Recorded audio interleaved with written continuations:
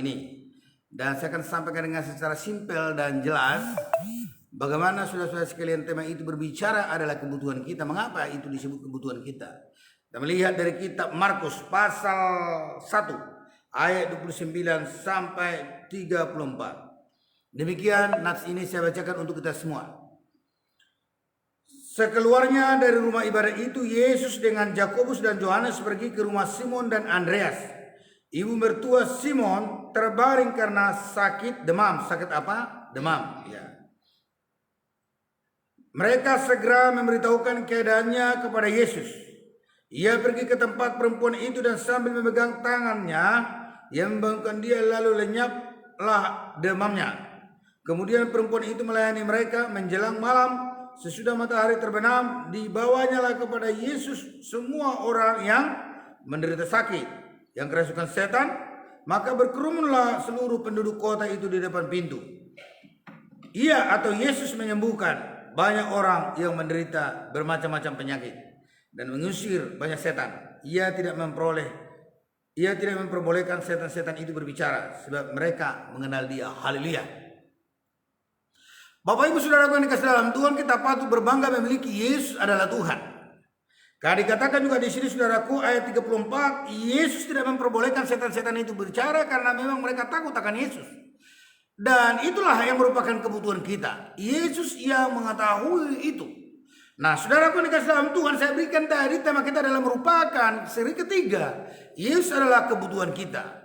Nah, saya melihat di sini saudaraku dari versinya Tuhan bagaimana dia mencintai saya dan mengasihi saudara. Seperti perempuan ini disembuhkan dia penyakit demam. Mungkin sekali dia saudara-saudara sekalian demam mirip-mirip COVID seperti saat ini. Karena demam juga, COVID juga demam saudara. Tapi mungkin dulu bukan COVID namanya. Ya, karena belum ada COVID saudara. Ya. Nah, saudaraku yang dikasih dalam Tuhan, dikatakan di sana, sekeluarnya dari rumah ibadat itu, Yesus dan Yakobus dan Yohanes pergi ke rumah Simon dan Andreas. Ibu mertua Simon terbaring karena sakit demam. Kalau sekarang itu pasti dibilang COVID-19. Ya. Nah, saudara-saudaraku, yang saya lihat di situ adalah bagaimana Yesus hadir ketika orang-orang sakit, ketika orang-orang membutuhkan kesembuhan. Mertua Petrus, mertua Simon adalah membutuhkan kesembuhan, di mana dia saudaraku tidak bisa menikmati makanan dengan sebagaimana biasa.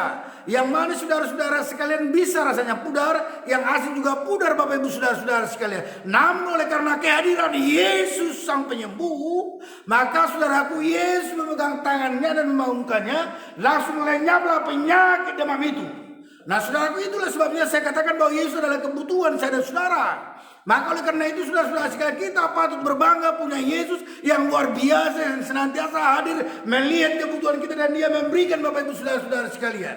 Yang menjadi persoalan memang dalam perjalanan hidup, terlalu banyak orang tidak percaya kepada Yesus.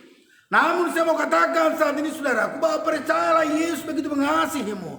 Dia melihat bagaimana situasi dan keadaanmu Bapak Ibu saudara-saudara sekalian. Ini dikatakan bahwa penyakitnya saudaraku lenyap. Lalu dia dengan sehat walafiat saudara-saudara sekalian, dan dia langsung bisa melayani rombongannya. Ini hal yang luar biasa. Memang ibu-ibu atau para orang tua biasanya tahu bersyukur. Ya. Ini adalah jemaat yang memahami isi hati Tuhan. Setelah dia sembuh, langsung melayani. Bagaimana dengan Bapak Ibu saudara-saudara sekalian yang banyak didoakan hamba-hamba Tuhan? Ya, adakah saudara mau memberikan syukur kepada Tuhan, atau memberikan saudaraku sedikit rupiah untuk membeli saudaraku minuman Coca-Cola supaya pendeta itu berkhotbah dengan luar biasa? Ya, seperti itu dia. Ini wanita yang luar biasa. Sudah tua dia, tapi dia tahu melayani. Saudaraku, terlalu banyak orang gak tahu berterima kasih hari zaman ini. Tapi gak masalah. Kenapa saudara? Karena kita mencatat saudaraku dalam 2 Timotius 3 saudaraku ayat 1 sampai 10, salah satu butir-butir di sana tanda akhir zaman, bahwa orang saudaraku tidak tahu berterima kasih. Jadi itu mengingatkan saya, kalau ada orang-orang disembuhkan oleh Tuhan, lalu dia tidak mau memberikan ucapan syukurnya kepada Tuhan, wah ini hari zaman, wow, saya harus semakin sungguh-sungguh berdoa dan mendoakan banyak orang. Itu dia. Jadi artinya apa? Semakin jelas firman Tuhan. Ini wanita yang luar biasa. Tapi saudaraku, perlu kita teladani ini, yaitu dikatakan di sana ayat 31, Dikatakan di sana, ia pergi ke tempat perempuan itu dan sambil memegang tangan kanannya, ia membangunkan dia, lalu lenyaplah demamnya. Kemudian apa yang terjadi? Kemudian perempuan yang sudah lenyap itu demamnya melayani mereka. Itu hal yang luar biasa. Jadi saudara-saudara sekalian, saya bersyukur memang kalau dipakai oleh Tuhan dalam mendoakan banyak orang. Tidak semua aku posting saudaraku dalam grup karena dalam Facebook, karena saya juga takut saudaraku dibilang meninggikan diri. Tapi satu hal yang mau saya sampaikan saudaraku, perlu ini kita teladani saudara. Ya, wanita yang tahu bersyukur. Nah saudaraku yang dikasih dalam Tuhan, kita melihat saudaraku, kalau Yesus itu adalah merupakan kebutuhan kita. Dan ayat 30 dikatakan, menjelang malam sesudah matahari terbenam, dibawalah kepada Yesus semua orang yang menderita sakit dan yang kerasukan setan. Dikatakan garis bawahi, dibawalah semua orang yang menderita sakit. Wah, ini semua orang, bukan hanya 2-3 orang. Nah, semua orang yang menderita sakit. Itu sebabnya saya katakan bahwa Yesus adalah kebutuhan saya dan saudara-saudara sekalian. Dia adalah tabib yang ajaib. Dia adalah pribadi yang luar biasa yang mengasihi saya dan saudara. Hanya disayangkan orang-orang Kristen sudah menjadi Kristen sejak dia dalam kandungan sampai detik ini, banyak orang tidak percaya. Dia hanya mengandalkan pikirannya. Saya mau katakan, kalau saudara berpikir tentang Tuhan melalui ini saja saudara, engkau menerima Yesus hanya melalui ini, maka engkau adalah pribadi yang gagal mengenal Tuhan. Bagaimana kita bisa memikirkan Yesus itu saudara? Karena kita terbatas hanya dengan iman yang bisa saudaraku. Nah kemudian hal yang luar biasa menarik di sini ayat 34. Ayat 33-34. Maka berkerumunlah seluruh penduduk kota itu di depan pintu. Ini garis bawahi seluruh penduduk kota itu. Nah, ia menyembunyikan banyak orang menderita, ia menyembuhkan banyak orang menderita bermacam-macam penyakit. Kalau dikatakan bermacam-macam, ada itu kanker payudara, ada juga itu saudaraku tumor stadium 4, ada penyakit ginjal, ada orang lumpuh saudara, ada orang tuli, ada orang bisu, ada orang buta, dan segala macam. Kalau disebut bermacam-macam, ada itu saudara yang hernia turun perut, ya kan? Ada yang begitu, ada yang begini-begini dia, ketemu sama orang gini-gini dia, ada begitu-begitu saudara. Artinya apa? Segala macam penyakit Yesus sembuhkan. Dan dikatakan mengusir banyak setan. Ia tidak memperbolehkan setan-setan itu berbicara sebab mereka mengenal dia.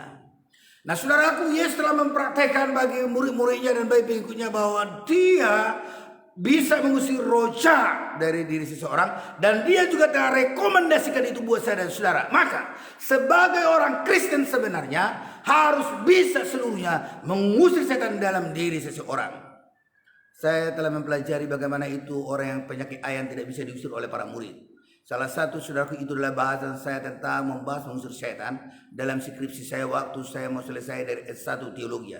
Saudaraku, saya amati mengapa tidak bisa diusir. Rupanya karena murid itu adalah murid yang kurang percaya dan kurang banyak hubungannya, memiliki hubungan dengan Tuhan.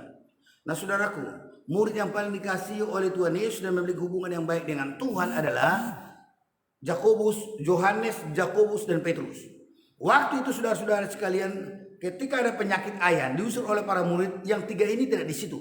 Yesus bersama dengan yang 3 ini pergi ke Bukit Zaitun. Nah saudaraku, dari situ saya memahami, karena dikatakan engkau yang kurang percaya, gitu ya. Dari situ saya yakin saudara-saudara sekalian, kalau orang mengusir setan itu adalah orang yang memiliki hubungan yang baik dengan Tuhan, yang mengenal Allahnya, dengan kata lain memiliki urapan dan kuasa Tuhan. Bukankah terlalu banyak orang saudara-saudara sekalian berbicara tentang Yesus, tapi hidupnya tidak ada dalam Yesus? Maka oleh karena itu saya mau berkata kepada saudara-saudara sekalian, apalagi hamba Tuhan, harus bisa mengusir setan dan menyembuhkan orang. Ada juga pendeta, saudara. Kalau datang saudara-saudara sekalian, orang yang kerasukan setan lalu dibilang sama istrinya, mami itu datang jemaatmu. Gitu dia. Jadi istrinya lah ngusir setan itu, bukan dia. Lalu dia pergi, bayangkanlah. Saya pun bingung kenapa bisa begitu. Tapi saya mau katakan sebagai orang Kristen harus bisa mengusir setan, karena itu adalah lawannya Tuhan dan lawan kita sekaligus. Nah, Bapak Ibu Saudara dikasih dalam Tuhan, sebagaimana tema yang saya berikan bahwa Yesus adalah kebutuhan kita, merupakan seri ketiga khotbah malam hari ini. Mengapa saya sebutkan itu? Karena memang saya melihat tindakan Yesus yang begitu mengasihi banyak orang, terutama itu perempuan yang demam itu, lalu dia menyembuhkannya. Langsung bisa bergerak dan melayani tadi. Kemudian saudaraku, segala macam penyakit disembuhkan, setan-setan diusir. Itulah sebabnya tema saya berikan buat saudara-saudara sekalian, bahwa memang dia, saudaraku, adalah kebutuhan kita. Bukan hanya sekedar juru selamat, saudaraku. Namun saudara, juru selamat yang mengantar ke surga maksud saya.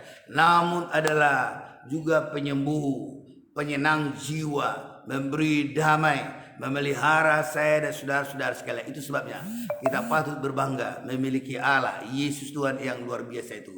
Haleluya, haleluya. Inilah firman Tuhan yang akan saya sampaikan, yang sudah saya sampaikan buat Bapak Ibu saudara-saudara sekalian. Karena saudara semakin mendekat kepada Tuhan, saudara semakin menyampaikan semua pergumulan Bapak Ibu saudaraku yang kesal Tuhan, karena dia selalu setia terhadap saya dan saudara, dan dia akan mengalami, dia akan memberikan yang terbaik buat kita semua. Kita akan berdoa saat ini, namun sebelumnya kita akan naikkan pujian yang berkata, satu perkara yang kusimpan dalam hati. Mungkin ada persoalan hidupmu yang susah engkau ungkapkan kepada orang lain, tapi sesungguhnya Allah kita Yesus Tuhan memahami itu dan menilik semua isi hatimu.